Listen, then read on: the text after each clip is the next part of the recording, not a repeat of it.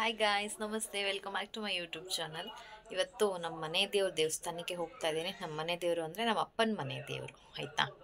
ನಾನು ಹೋಗೇ ಇರಲಿಲ್ಲ. ಹತ್ತತ್ರ 2 ವರ್ಷದ ಮೇಲೆ ಆಯಿತು ಅನಿಸುತ್ತೆ ನಾನು ಹೋಗಿ. ಜೀರ್ಣೋದ್ಧಾರ ಇತ್ತು ಆ ಟೈಮಲ್ಲಿ ಹೋಗಿದ್ದು. ಅದು ಬಿಟ್ಟರೆ ನಾನು ಹೋಗೇ ಇರಲಿಲ್ಲ. ಸೊ ಇವತ್ತು ಅಲ್ಲಿ ಪರು ಮಾಡ್ತಾ ಇದ್ದಾರೆ. ಅಲ್ಲಿ ಪ್ರತಿ ವರ್ಷ ಅಂದರೆ ಜನವರಿ 1 ಊರಲ್ಲಿ ಅಂದರೆ ಆ ದೇವರು ಒಕ್ಲವ್ರು ಇರ್ತಾರಲ್ವ, ಅವರೆಲ್ಲ ಸೇರಿ ಪರು ಮಾಡ್ತಾರೆ. ಬಟ್ ಈ ಸಲ 1ನೇ ತಾರೀಕು ಮಾಡೋಕ್ಕಾಗಿಲ್ಲ ಅಂತ ಅಂದ್ಬಿಟ್ಟು ಇವತ್ತು ಮಾಡ್ತಾಯಿದ್ದಾರೆ. ಶುಕ್ರವಾರ ಮಾಡ್ತಾಯಿದ್ದಾರೆ. ಅದಕ್ಕೆ ನಾನು ತುಂಬ ದಿವಸ ಆಗಿತ್ತಲ್ಲ ಹೋಗಿ ಬರೋಣ ಅಂತ ನಾನು ಹೋಗ್ತಾಯಿದ್ದೀನಿ. ಅದು ತುಂಬ ಹಳೆಯ ಕಾಲ ದೇವಸ್ಥಾನ ಆಯಿತಾ, ವಿಜಯನಗರ ಸಾಮ್ರಾಜ್ಯ ಆ ಕಾಲದ ದೇವಸ್ಥಾನ. ಅದನ್ನು ರೀಇನೋವೇಟ್ ಮಾಡ್ತಿದ್ದಾರೆ ಇವಾಗ. ಸೊ ಅಲ್ಲಿ ಹೋಗ್ತಿದ್ದೀನಿ. ಅಲ್ಲಿದೊಂದು ಒಂಚೂರು ಕ್ಲಿಪ್ಪಿಂಗ್ಸ್ ಇದೆ, ಅದನ್ನು ಆ್ಯಡ್ ಮಾಡ್ತೀನಿ. ಸೊ ನೋಡ್ಕೊಂಬರೋಣ ಬನ್ನಿ. ಇದೆಲ್ಲ ಜೀರ್ಣೋದ್ಧಾರದ ಫಂಕ್ಷನಲ್ಲಿ ತೆಗೆದಿರೋ ಅಂಥ ಫೋಟೋಸ್ ಎಲ್ಲ ಇಲ್ಲಿ ದೊಡ್ಡದಾಗಿ ಫ್ರೇಮ್ ಹಾಕ್ಸಿ ಇಟ್ಟಿದ್ರು.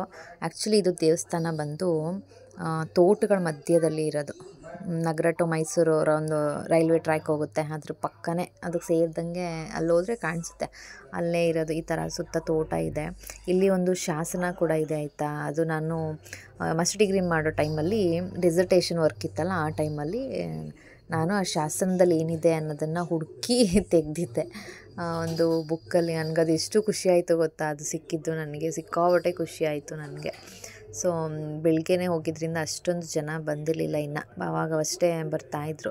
ನನಗೆ ಏನಂದರೆ ಎಲ್ಲಾದರೂ ಜನ ಇರೋ ಕಡೆ ಹೋಗೋಕ್ಕೆ ಒಂಥರ ಅನಿಸುತ್ತೆ, ಹಿಂಸೆ ಅನಿಸುತ್ತೆ. ಏನಕ್ಕಂದರೆ ಎಲ್ಲ ನಮ್ಮೂರಲ್ಲಿ ತುಂಬ ಜನ ಏನು ಅಂದ್ಕೊಂಬಿಟ್ಟಿದ್ದಾರೆ, ನನಗೂ ನನ್ನ ಗಂಡಂಗೂ ಏನೋ ಸರಿ ಇಲ್ಲ, ಅದಕ್ಕೆ ನಾನು ಇಲ್ಲಿದ್ದೀನಿ ಅಂತ ಅಂದ್ಕೊಂಬಿಟ್ಟಿದ್ದಾರೆ. ಸೊ ಯಾರಾದರೂ ಕೇಳಿದಾಗ ನನಗೆ ಒಂಥರ ಹಿಂಸೆ ಅನಿಸುತ್ತೆ. ಓ, ನೀ ಇಲ್ಲೇ ಇರೋದಾ ಅಂತ, ಅಥವಾ ಇವಾಗ ನೀ ಯಾವಾಗ ಬಂದೆ ಅಂತೆಲ್ಲ ಕೇಳಿಬಿಟ್ರೆ ಒಂಥರ ಹಿಂಸೆ ಅನಿಸ್ಬಿಡುತ್ತೆ ನನಗೆ. ಕೆಲವ್ರಿಗೆ ಗೊತ್ತು, ಅಷ್ಟು ಜನ ನನ್ನ ವೀಡಿಯೋಸ್ ನೋಡ್ತಾರೆ ನಮ್ಮೂರಲ್ಲಿ, ಅವ್ರಿಗಷ್ಟೇ ಗೊತ್ತು ನನಗೂ ನನ್ನ ಗಂಡಂಗೂ ಏನೂ ಆಗಿಲ್ಲ, ಎಲ್ಲ ಸರಿಯಾಗಿದೆ ಅಂತ ಗೊತ್ತು. ಕೆಲವ್ರಿಗೆ ಗೊತ್ತಿಲ್ಲ. ಎಲ್ಲ ಇಲ್ಲಿರೋದ್ರಿಂದ ಮಿಸ್ಅಂಡರ್ಸ್ಟ್ಯಾಂಡ್ ಮಾಡ್ಕೊಂಬಿಟ್ಟಿದ್ದಾರೆ ಸುಮಾರು ಜನ. ಸೊ ನನಗೆ ಒಂಥರ ಅನಿಸುತ್ತೆ ಎಲ್ಲಾದರೂ ಜನಗಳಂಗೆ ಕೇಳಿಬಿಟ್ಟಾಗ. ಸೊ ಈ ಥರ ದೇವರು ಮೇಲ್ಗಡೆ ಇಟ್ಟಿರೋದು. 15th ಸೆಂಚುರಿದು ಇದು ಟೆಂಪಲ್ ಬಂದು. ಒಂದು ಕಾಲದಲ್ಲಿ ಇಲ್ಲಿ ಒಂದು ಊರಿತ್ತು, ಶಂಭುಪುರ ಅಥವಾ ಸೋಮಪುರ ಅಂತ ಒಂದು ಊರಿತ್ತು. ಆ ಊರಿಗೆ ನಮ್ಮ ಮನೆ ವಂಶದವ್ರು ಯಾರೋ ಒಬ್ಬರು ಪಟೇಲರು ಏನೋ ಆಗಿದ್ರಂತೆ, ನಮ್ಮ ಅಜ್ಜಿ ಹೇಳ್ತಿದ್ರು ಅವಾಗ. ಅದು ಊರು ನಾಶ ಆದಮೇಲೆ ಅದು ತೋಟ ಆಗಿ ಉಳ್ಕೊಂತು, ಜಮೀನಾಯಿತು ಅದೆಲ್ಲ. ಸೊ ಅದನ್ನು ಏನೋ ದಾನ ಬರೆದಿರೋ ಥರ ಇದೆ ಆ ಶಾಸನದಲ್ಲಿ. ಸೊ ಸಾಳುವ ತಿಮ್ಮರಾಜ ಏನೋ ಯಾರೋ ಆಳ್ವಿಕೆ ಮಾಡ್ತಾಯಿದ್ರು ಈ ಊರನ್ನು ಅಂತ ಎಲ್ಲ ಇತ್ತು. ಸೊ ಊಟ ಎಲ್ಲ ಮಾಡ್ಕೊಂಡು ನಾನು ಅನ್ನ ತಿಂದೆ, 4 ದಿವಸ ಆಗಿತ್ತು. ಇಲ್ಲೇ ಒಂಚೂರು ಅನ್ನ ತಿಂದೆ ದೇವಸ್ಥಾನದಲ್ಲಿ ನಾನು. ಸೊ ಪಾಪು ಅಲ್ಲಿದ್ದಾನೆ, ನಾನು ಬರಲಿ ಅಂತ ವೆಯ್ಟ್ ಮಾಡ್ತಾಯಿದ್ದೀನಿ. ಊಟ ಮಾಡಿಕೊಂಡು ಈಗ ವಾಪಸ್ ಹೊರಡ್ತಾಯಿದ್ದೀವಿ. ನೋಡಿ, ರೈಲ್ವೆ ಟ್ರ್ಯಾಕ್ ಇಲ್ಲೇ ಇರೋದು. ಪಾಪುನು ಹುಟ್ಟಿದಾಗಿಂದ ಅವನು ಈ ಟೆಂಪಲ್ಗೆ ಕರ್ಕೊಂಡೇ ಬಂದಿರಲಿಲ್ಲ. ಅವನು ಇದೇ ಫಸ್ಟ್ ಟೈಮ್. ಅವನು ಕರ್ಕೊಂಬಂದಂಗೆ ಆಗುತ್ತೆ ಅಂತ ಅಂದ್ಬಿಟ್ಟೆ ಬಂದೆ ನಾನು. ಆಮೇಲೆ ನಾನು ಬಂದಿರಲಿಲ್ಲ, ಸುಮಾರು ದಿನ ಆಗಿತ್ತು ಅನ್ನೋ 2 ರೀಸನ್ಗೋಸ್ಕರ ಬಂದೆ ನಾನು ಇಲ್ಲಿಗೆ ಇವತ್ತು. ಟೆಂಪಲ್ಲಿಂದ ಬಂದು ಒಂದು ಅಷ್ಟೊತ್ತು ಆಟ ಆಡ್ದ. ಆಮೇಲೆ ಟೈಮ್ ಆಯಿತು, ಊಟ ಮಾಡಿಕೊಂಡು ಮಲಗಿದ್ದ. ಅವ್ನು ಮಲಗಿದ್ನಲ್ಲ, ನಾನು ಮಲಗಿದ್ದಿದ್ವಿ. ಈಗ ಡ್ರೈ ಫ್ರೂಟ್ಸ್ ಪೌಡ್ರ್ ಮಾಡ್ಕೋಬೇಕಿತ್ತು, ಅದಕ್ಕೆ ಮಾಡ್ತಾಯಿದ್ದೀನಿ ನಾನು. ಅದು ಹುರಿತಾ ಇದ್ನಲ್ಲ, ಆ ಸೌಂಡೇ ಜಾಸ್ತಿ ಕೇಳಿಸ್ತಿತ್ತು. ಅದಕ್ಕೆ ಅದನ್ನು ಮ್ಯೂಟ್ ಮಾಡಿಬಿಟ್ಟು ಮತ್ತೆ ವಾಯ್ಸ್ ಓವರ್ ಕೊಡ್ತಾಯಿದ್ದೀನಿ ನಾನು ಇವಾಗ ಅವನಿಗೆ. ಪೌಡ್ರೆಲ್ಲ ಮಾಡಾಯಿತು. ನಾನು ಡೀಟೇಲಾಗಿ ಏನು ತೋರ್ಸೋಕ್ಕೆ ಹೋಗಲಿಲ್ಲ, ಯಾಕಂದರೆ ಆಲ್ರೆಡಿ ನಾನು ಅದ್ರ ವೀಡಿಯೋ ಮಾಡಿದ್ದೀನಿ. ಏನೇನು ಹಾಕ್ತೀನಿ, ಹೆಂಗೆ ಮಾಡ್ತೀನಿ, ಏನು ಎತ್ತ ಅಂತೆಲ್ಲ ಮಾಡಿದ್ದೀನಿ ಆಲ್ರೆಡಿ. ನಾನು ಪದೇ ಅದೇ ಮಾಡ್ತಿದ್ರೆ ಡೈಲಿ ನೋಡ್ತಿರ್ತಾರಲ್ಲ ವ್ಯೂವರ್ಸ್, ಅವ್ರಿಗೆ ಬೋರ್ ಆಗಿಬಿಡುತ್ತೆ. ಅಮ್ಮ ಎಷ್ಟು ಸಲ ತೋರಿಸ್ತಾಳಪ್ಪ ಅಂತ ಅನ್ನಿಸ್ಬಿಡುತ್ತೆ. ಅದಕ್ಕೆ ಈ ಸಲ ಅದು ಹುರಿಯೋದು ಮತ್ತು ಏನೇನು ಹಾಕಿದ್ದೀನಿ ಅದೆಲ್ಲ ವಿಡಿಯೋ ಮಾಡಲಿಲ್ಲ ನಾನು. ಈ ಸಲ ಒಂದು ಚೇಂಜ್ ಏನು ಮಾಡಿದೆ ಅಂದರೆ, ಇಷ್ಟು ಸಲನೂ ನಾನು ಎಲ್ಲ ಡ್ರೈ ಫ್ರೂಟ್ಸ್ನು ಒಟ್ಟಿಗೆ ಹಾಕಿ ಪೌಡ್ರ್ ಮಾಡಿಬಿಡ್ತಿದ್ದೆ. ಈ ಸಲ ಏನು ಮಾಡಿದೆ, ಪ್ರತಿಯೊಂದನ್ನು ಸಪ್ರೇಟ್ ಪೌಡ್ರ್ ಮಾಡಿದೆ. ಹಾಗಾಗಿ ಇಷ್ಟು ಬಿಡಿಯಾಗಿ ಬಂದಿದೆ. ನಾನು ಈ ಕೆಲಸ ಮುಂಚೆನೇ ಮಾಡಬೇಕಿತ್ತು. ಎಲ್ಲ ಒಟ್ಟಿಗೆ ಹಾಕಿದಾಗ ಯಾವುದೋ ಒಂದು ಫುಲ್ಲು ಮುದ್ದೆ ಥರ ಆಗಿಬಿಡ್ತಿತ್ತು. ಸೊ ಈ ಸಲ ತಲೆ ಓಡಿಸಿ ಹಿಂಗೆ ಮಾಡಿ ನೋಡೋಣ ಹೆಂಗೆ ಬರುತ್ತೆ ಅಂತ ಅಂದ್ಬಿಟ್ಟು ಟ್ರೈ ಮಾಡಿದೆ. ಚೆನ್ನಾಗಿ ಬಂತು. ಈ ಥರ ಫುಲ್ ಪೌಡ್ರ್ ಥರನೇ ಬಂತು. ಕೆಳಗಡೆ ಒಂದು ಮಾತ್ರ ಫುಲ್ಲು ಗಟ್ಟಿ ಥರ ಆಗ್ಬಿಡೋದು. ಮೇಲ್ಗಡೆ ಮಾತ್ರ ಸ್ವಲ್ಪ ಪೌಡ್ರ್ ಇರೋದು. ಅದಕ್ಕೆ ಹಿಂಗೆ ಮಾಡಿದೆ. ಆಮೇಲೆ ಬಾರ್ಲಕ್ಕಿನೂ ಖಾಲಿಯಾಗಿತ್ತು ಇವನಿಗೆ. ಮತ್ತು ಅದನ್ನು ಹುರಿದು ಪೌಡ್ರ್ ಮಾಡಿ ಇಟ್ಕೋತಾ ಇದ್ದೀನಿ. ಈ ಥರ ಮಾಡಿ ಇಟ್ಕೊಂಬಿಟ್ರೆ ತಕ್ಷಣಕ್ಕೆ ಬೇಕು ಅಂದಾಗ ಇನ್ಸ್ಟೆಂಟಾಗಿ ಅಲ್ಲಲ್ಲೇ ಮಾಡಿ ಕೊಟ್ಬಿಡ್ಬೋದು. ಅದಕ್ಕೋಸ್ಕರ ನಾನು ಮಾಡಿಟ್ಕೊತೀನಿ. ಆಮೇಲೆ ಪದೇ ಪದೇ ನಾನು ಹೇಳ್ತಾ ಇರ್ತೀನಿ, ನಾನು ಏನೇ ಮಾಡಿಕೊಂಡ್ರು ಜಾಸ್ತಿ ಮಾಡ್ಕೊಳ್ಳಲ್ಲ. ಈ ಥರ ಸ್ವಲ್ಪ ಸ್ವಲ್ಪನೇ ಮಾಡ್ಕೊತೀನಿ. ಪದೇ ಪದೇ ಮಾಡಿದ್ರೂ ಪರವಾಗಿಲ್ಲ. ಆದರೆ ಡ್ರೈ ಫ್ರೂಟ್ಸ್ ಪೌಡ್ರ್ ಮಾತ್ರ ನನಗೆ ತಿಂಗಳಿಗೊಂದು ಸಲ ಬೇಕಾಗುತ್ತೆ. ಅದು ಜಾಸ್ತಿನೇ ಮಾಡ್ಕೊಂಬಿಡ್ತೀನಿ.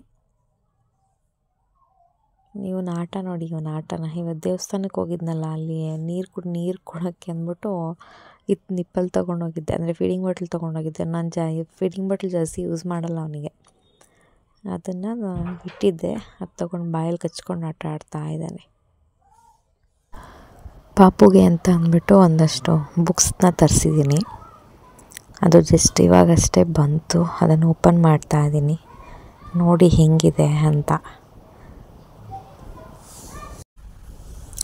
ಇದೊಂದು ಎಕ್ಸ್ಟ್ರಾ ಫ್ಲ್ಯಾಶ್ ಕಾರ್ಡ್ ಕೊಟ್ಟಿದ್ದಾರೆ. ಅದೇನಲ್ಲಿ ಇರಲಿಲ್ಲ, ಅದೇನೋ ಎಕ್ಸ್ಟ್ರಾ ಕೊಟ್ಟಿದ್ದಾರೆ. ಅಲ್ಲಿ ತೋರಿಸಿದ್ದಕ್ಕಿಂತ ಎಕ್ಸ್ಟ್ರಾ ಕೊಟ್ಟರೆ ಖುಷಿಯಾಗುತ್ತೆ. ತೋರಿಸಿರೋದ್ರಲ್ಲಿ ಮಿಸ್ ಮಾಡಿದ್ರೆ ಕೋಪ ಬರುತ್ತೆ. ತೊಗೊತಾರೆ, ಕರೆಕ್ಟಾಗಿ ತೋರಿಸ್ದಂಗೆ ಕೊಡಲ್ವಲ್ಲ ಅಂತ. ಪ್ಯಾಕಿಂಗ್ ಎಲ್ಲ ಚೆನ್ನಾಗಿ ಮಾಡಿಕೊಟ್ಟಿದ್ರು. ಅದು ಬೇರೆ ಸಪ್ರೇಟ್ ಪ್ಯಾಕಿಂಗ್, ಇದು ಬೇರೆ ಸಪ್ರೇಟ್ ಪ್ಯಾಕಿಂಗ್ ಮಾಡಿದ್ದಾರೆ.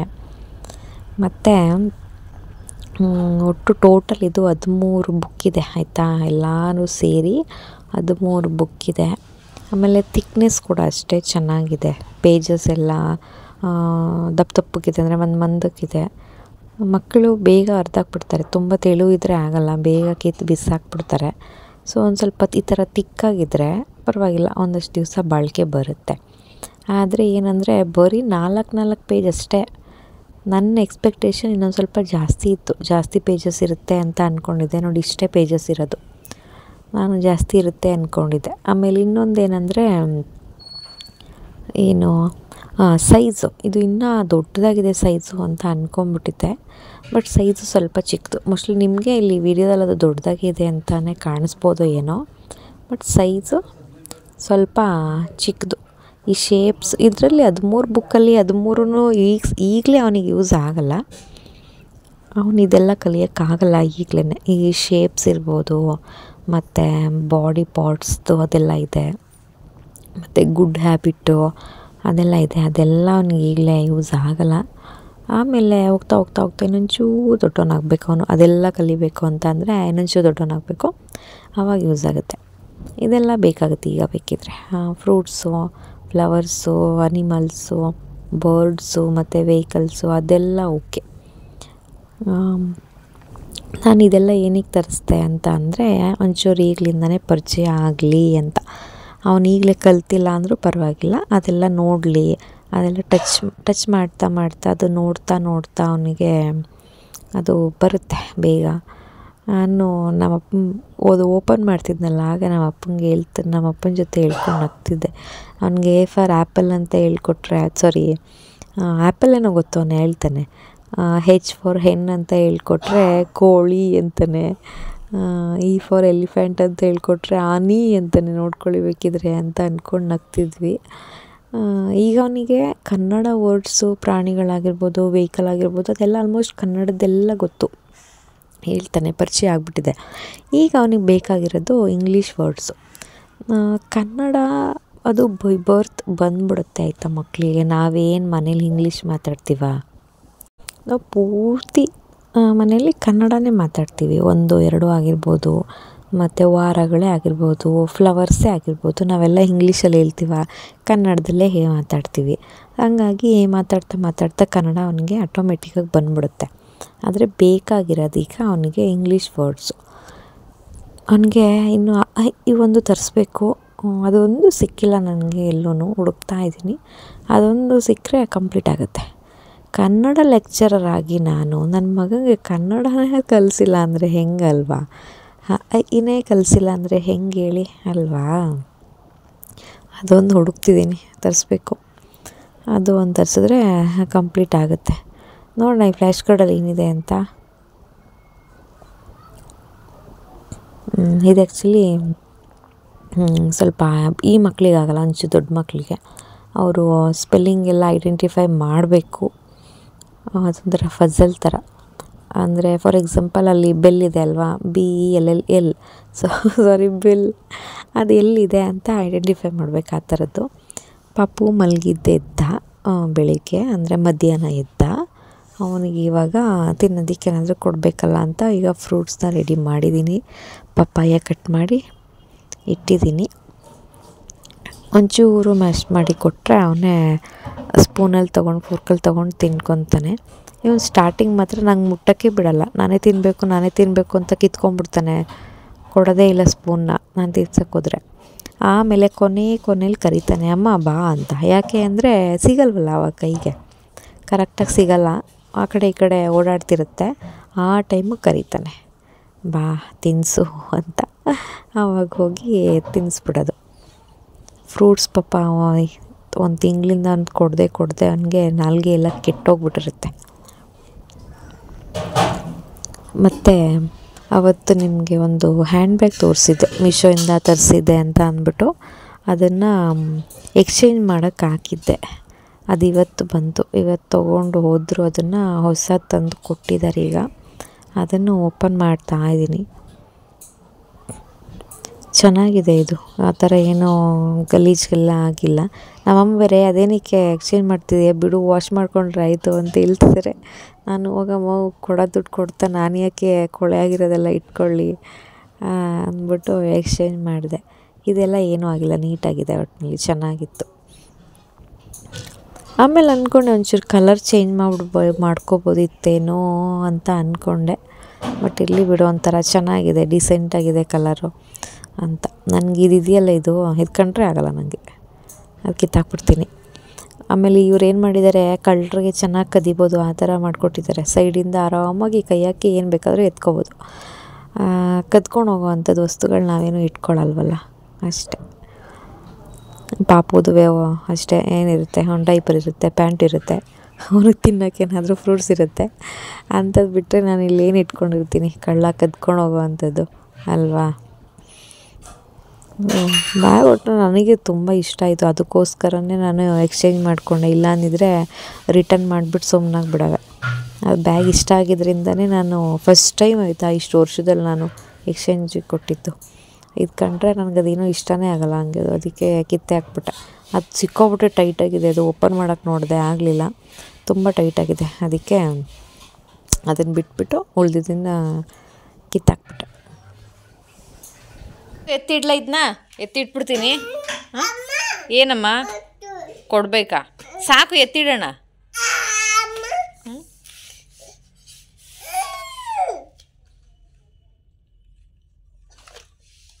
ಏಯ್ ಹಂಗೆಲ್ಲ ಮಾಡ್ತಾರ? ಒಟ್ಟಿನಲ್ಲಿ ಇನ್ನೊಂದು ವಾರನೂ ಬರ್ಸಲ್ಲ ಬಿಡು ನೀನು ಇದನ್ನ. ಅರ್ಧೋಗುತ್ತೆ ಪಾಪು, ನೋಡಿಲ್ಲಿ ಅರ್ಧೋಗುತ್ತೆ. ಇದು ಹುಲಿ ಬಂದು ತಿಂದಾಕ್ಬಿಡುತ್ತೆ ನಿನ್ನ. ಯಾರು ಬಂದರು? ಮಾವು.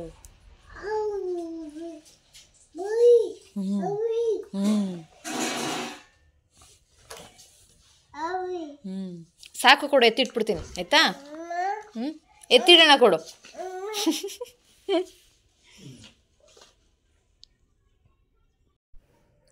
ಪಪ್ಪು ಮಲ್ಕೊಂಡಿದ್ದಾನೆ. ನನಗೆ ಒಬ್ಬರು ಕಮೆಂಟ್ ಮಾಡಿ ಕೇಳ್ತಾಯಿದ್ರು, ನೀವು ಡೇ ಟೈಮು ಪಾಪುಗೆ ಕ್ಲಾತ್ ಡೈಪರ್ ಯೂಸ್ ಮಾಡ್ತೀರಾ ಅಂತ ಅಂದ್ಬಿಟ್ಟು. ನಾನು ಡೇ ಟೈಮಲ್ಲಿ ಕ್ಲಾತ್ ಡೈಪರ್ ಆಗಲಿ, ಯೂಸ್ ಆ್ಯಂಡ್ ಥ್ರೋ ಡೈಪರ್ ಆಗಲಿ ಏನೂ ಯೂಸ್ ಮಾಡಲ್ಲ. ಹಾಗೆ ಮಾಮೂಲಿ ಇವಾಗ ಡೈಲಿ ಯೂಸ್ ಆಗ್ತಿರ್ತೀನಲ್ಲ, ನಿಕ್ಕರು ಪ್ಯಾಂಟು ಅದು ಹಾಕಿ ಮಲಗಿಸ್ತೀನಿ. ಅವನು ಒಂದೊಂದು ಸಲ ಒಂದೊಂದು ಥರ ಮಲ್ಕೊತಾನೆ. ಈಗ ಮಲಗಿದ್ದಾನೆ ಅಲ್ವಾ, ಸುಸು ಮಾಡ್ಕೊತಾನೆ ಒಂದು ಸಲ ಯಾವಾಗಾದರೂ. ಅವಾಗೇನು ಮಾಡ್ತೀನಿ, ಆ ನಿಕ್ಕರ್ನ ತೆಗೆದ್ಬಿಟ್ಟು ಕೆಳಗಡೆಗೆ ಕುಳು ಆಗುತ್ತೆ ಅಂತ ಅಂದ್ಬಿಟ್ಟು ಇಲ್ಲಿ ಕೆಳಗಡೆಗೆ ಯಾವುದಾದ್ರೂ ಒಂದು ಬಟ್ಟೆ ಹಾಕ್ಬಿಡ್ತೀನಿ ಅವನಿಗೆ. ಅದು ಕೆಳಗಡೆ ಈಗ ಲಾಲಿಗೆಲ್ಲ ಆಗಿರುತ್ತಲ್ವ, ಅದು ಅವನಿಗೆ ಟಚ್ ಆದರೆ ಕುಳು ಆಗುತ್ತೆ, ಆಗಬಾರ್ದು ಅಂತ ಅಂದ್ಬಿಟ್ಟು ಬಟ್ಟೆ ಹಾಕ್ಬಿಡ್ತೀನಿ. ಇಲ್ಲ ಆ ಥರ ಚೇಂಜ್ ಮಾಡಿಬಿಟ್ಟು ಹಂಗೆ ತೂಗಿದ್ರೆ ಮಲ್ಕೊಂಬಿಡ್ತಾನೆ. ಸಮ್ಟೈಮ್ಸ್ ಏನು ಮಾಡ್ತಾನೆ, ತೂಗಿದ್ರೆ ಮಲ್ಕೊಳ್ಳೋದೇ ಇಲ್ಲ. ನನಗೆ ಜಾಸ್ತಿ ಒದ್ದೆ ಆಗ್ತಾಯಿದೆ ಅಂದಾಗ ಪ್ಯಾಂಟ್ ತೆಗಿತೀನಲ್ಲ, ಆ ಟೈಮಲ್ಲಿ ಎಚ್ಚರ ಆಗ್ಬಿಡ್ತಾನೆ. ಆಮೇಲೆ ಮತ್ತೆ ಕರ್ಕೊಂಬಂದು ಹೊಟ್ಟೆ ಮೇಲೆ ಮಲ್ಕೊತಾನೆ, ಬಂದು ಹಾಗೆ ನಿದ್ದೆ ಬಂದ್ಬಿಡುತ್ತೆ. ಈ ಥರ ಮಾಡ್ತಾನೆ ಅವನು. ನಾನು ನೈಟ್ ಟೈಮ್ ಅಷ್ಟೇ ಕ್ಲಾತ್ ಡೈಪರ್ನ ಯೂಸ್ ಮಾಡೋದು ಅವನಿಗೆ. ಮಧ್ಯರಾತ್ರಿ ಒಂದು ಸಲ ಚೇಂಜ್ ಮಾಡ್ತೀನಿ. ಈಗ ಮುಂಚೆ ಚೇಂಜ್ ಮಾಡ್ತಿರ್ಲಿಲ್ಲ, ಇವಾಗ ಸ್ವಲ್ಪ ಚಳಿ ಅಲ್ವಾ, ಜಾಸ್ತಿ ಸುಸ್ಸು ಮಾಡ್ಕೊಂಬಿಡ್ತಾನೆ. ಹಾಗಾಗಿ ಮಧ್ಯೆ ಒಂದು ಸಲ ಅವನಿಗೆ ಕಿರಿಕಿರಿ ಆದಾಗ ಏನು ಮಾಡ್ತಾನೆ, ಸರಿಯಾಗಿ ನಿದ್ದೆ ಮಾಡಲ್ಲ, ಪದೇ ಪದೇ ಎದ್ದೇಳೋದು, ಏನಾದರೂ ಸೌಂಡ್ ಮಾಡೋದು ಹಂಗೆ ಮಾಡ್ತಾನೆ. ಆವಾಗ ಗೊತ್ತಾಗ್ಬಿಡುತ್ತೆ ನನಗೆ ಅವನು ಜಾಸ್ತಿ ಆಗಿದೆ, ಒದ್ದೆ ಆಗ್ತಿದೆ ಅವನಿಗೆ ಅಂತ.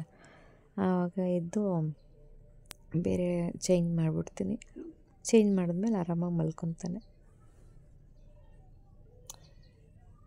ಮತ್ತು ಏನಾದರೂ ಹಿಂಗೆ ಚಳಿ ಜಾಸ್ತಿ ಆದಾಗ ಜಾಸ್ತಿ ಸುಸ್ಸು ಮಾಡೋಕ್ಕೆ ಶುರು ಮಾಡಿದ್ರೆ ಕ್ಲಾತ್ ಡೈಪರ್ ಆಗೋದೇ ಇಲ್ಲ, ಮೂರು ಆಗಬೇಕಾಗುತ್ತೆ. ಇಲ್ಲ ಅಂತಂದರೆ ಯೂಸ್ ಆ್ಯಂಡ್ ಥ್ರೋ ಡೈಪರೇ ಯೂಸ್ ಮಾಡಬೇಕಾಗತ್ತೆ. ನೋಡಬೇಕು ಹಿಂಗೆ ಮಾಡ್ತಾನೆ ಅಂತ.